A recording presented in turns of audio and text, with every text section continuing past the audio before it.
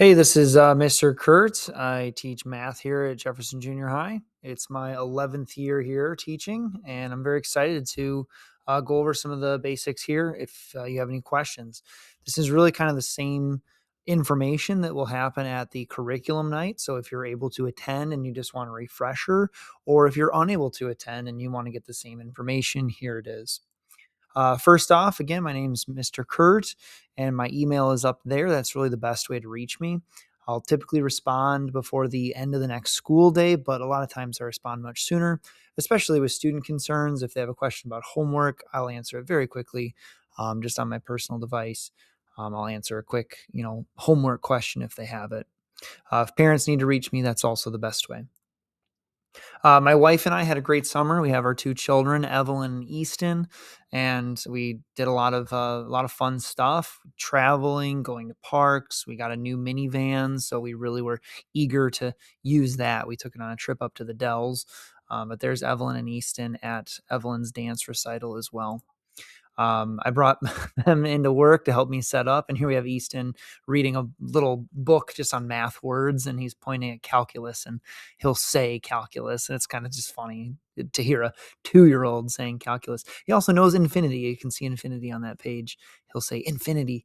I say, good job, buddy. But yeah, they enjoyed coming in and helping me set up the classroom. I did a lot of projects this summer. I love to build and just do like projects in my home. You can see the van being used here to carry 12 sheets of drywall. I'm making spaces for my wife and I in our basement, and I did drywall down there. All of last year, I was working on the framing and then the electrical, and now it's time for drywall. So that was one of the big projects of the summer. I also did a raised garden where we had like over 50 cucumbers. We got into pickling. We made pickles out of the cucumbers. So that was really fun. And then you can see I did a framing around our back sliding door. So I'm just pointing out something I like to do. So hopefully you know a little something about me. I'm more than just a math teacher. I like to do projects and, of course, love spending time with my family. Down in the basement, I also did another project of kind of making a theater space. And with our storms over the last month or so, the kids go down there and we watch the weather on this projector screen that I got. And that was pretty fun. I finished up a floor, a whole bunch of projects this summer. So that was fun. Now on to the, kind of school information here. Materials for math class, that's always like the number one concern. Students need a binder or a notebook. I don't mind if they use a 3-ring binder or just a, bound notebook. Either of those are fine. I do recommend a 3-ring binder because they can take out previous units once we're done and they can store them in their locker and then they can put in fresh paper. I think that's a very good system that has worked for many students in the past. They need a pencil or some writing utensil. I'm not crazy about it. Has to be pencil. If they don't have one, I do have ones they can borrow, but they should be responsible and have their own. They will be using a calculator quite a bit with this higher level of math. I have ones available for students to use in the classroom, but I really highly recommend that students have their own. This one pictured here is a TI-84 Plus CE, and I've just been made aware that there's a new model called the TI-84 Evo, and I saw it was on sale at Target for like 60 some dollars, which is great for a brand new calculator. Also check Facebook Marketplace. People sell them all the time.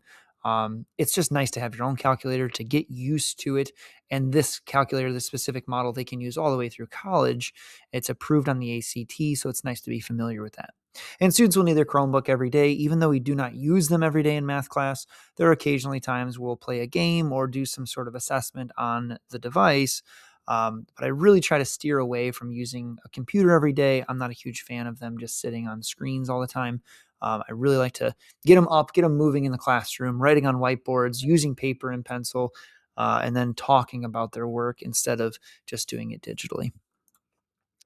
If students do need extra assistance in math, I'm available Tuesdays and Thursdays during 4th and 5th period lunch. I don't have lunch at those times.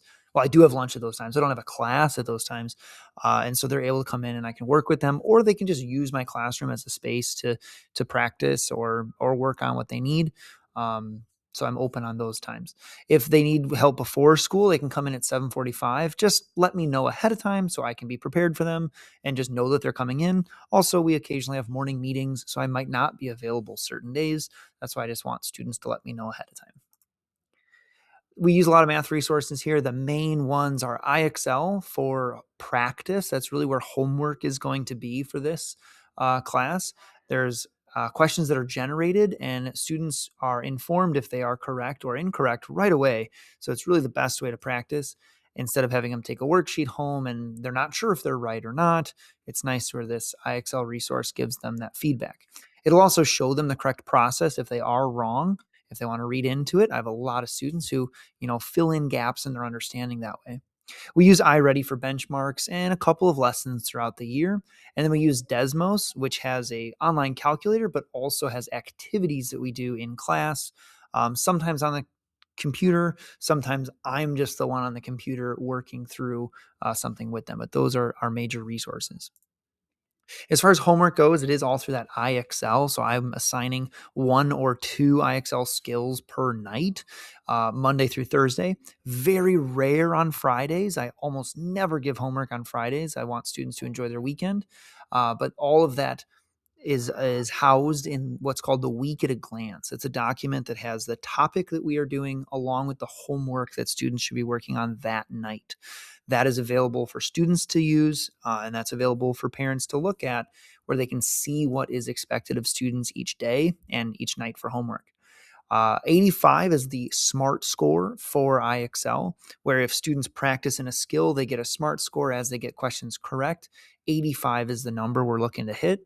If they're unable to get to 85, I have a process for that to hopefully minimize stress and incentivize really learning math instead of just getting it over with. And I'll get to that in a second. If students do have questions on this, they should email me, and they can take a screenshot of those questions, send them to me, and I can walk through a couple problems with them if that's what they need. Like I said, there's this flow chart for IXL, this process that we go through. I assign a skill or two. If they get to 85 SMART score, it's due the next day. And if they finish it, they get 3 out of 3 points.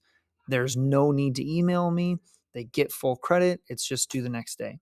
If they struggle to hit 85, I recommend they write down 3 to 5 questions along with their work. And then if they get it wrong, indicate what the correct answer should have been. They bring that to me. We talk about it. I can make sure they understand it. But then, really, this is the key part here, just trying it for 20 minutes. That gets them into the zone of, what do I know? What am I missing? And once they've done 20 minutes, that's fine. They'll get 2 out of 3 points. And at a later date, if they get it up to 85, they can get the full 3 out of 3 points for homework.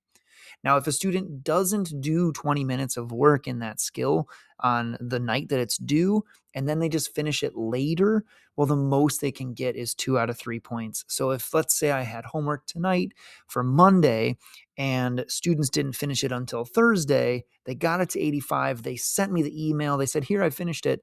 Well, they didn't do it when I expected them to be working on it, so they get 2 out of 3 points. Alternatively, I assign something Monday, they work on it, they're struggling, they do their 20 minutes, they come back to class, we go over a few more questions, they ask something, oh, I finally get it. They go back and finish it, they send me an email, now they get 3 out of 3 points. This is really designed to help students build their understanding, persevere through some struggle, and ask questions when they need it, and also manage their time and effort to make sure they're staying on pace with what we expect. This is a sample week at a glance document that I mentioned a moment ago, where it has the topic throughout the week along with the homework that's assigned. Those homework skills are also going to be starred in IXL. So they will have an account and they will see exactly what's expected of them through the week. But I do encourage them to look at the week at a glance because they're not always in the proper order, where Monday night's homework might appear on the list lower down and Tuesday's homework might be appearing on the list higher, just based on how it's starred within that website. So I do recommend looking at the week at a glance to know what is expected each night. Major topics that we cover in 750. We go over the topics there. They're on the screen. I'll let you read those. And that's 7th graders who are studying 8th grade math. In 850, we go through these topics. That's 8th graders in Math 1 or freshman level math. And in 875, we color these topics. It's the 850 topics plus another year of math. This is really math 2, and it's eighth graders who are essentially doing 2 years of math in 1 year. Grades, we have kind of two different grade books that happen within PowerSchool. There's the accountability grades, things like in-class work, homework, and non-summative grades. So that would be IXL, iReady, Desmos, and those sort of things. And then there's the other side of the grade book, which contains summative and RWE grades. RWE stands for real world experience. I do a lot of application for what we learn, where students aren't just doing problems, but they're actually solving real world situations using the math that we do in the unit. The unit assessments happen at the end of the unit, and they cover all of the topics that we did. And that's a very traditional test on paper. Students are showing their work, identifying a correct answer to some straight math problems and some real world application questions within that paper assessment. I really recommend that you check Skyward frequently. We do want to make sure students are building up their personal management and being able to kind of stay on top of what's expected of them. But some students at the 7th and 8th grade level still need some support, and they need your help checking in and making sure they're on top of their work. And that's it. If you do have any questions, please let me know. If you are, misunderstanding something or you're not sure where to find something, just email me and I'll get back to you from there.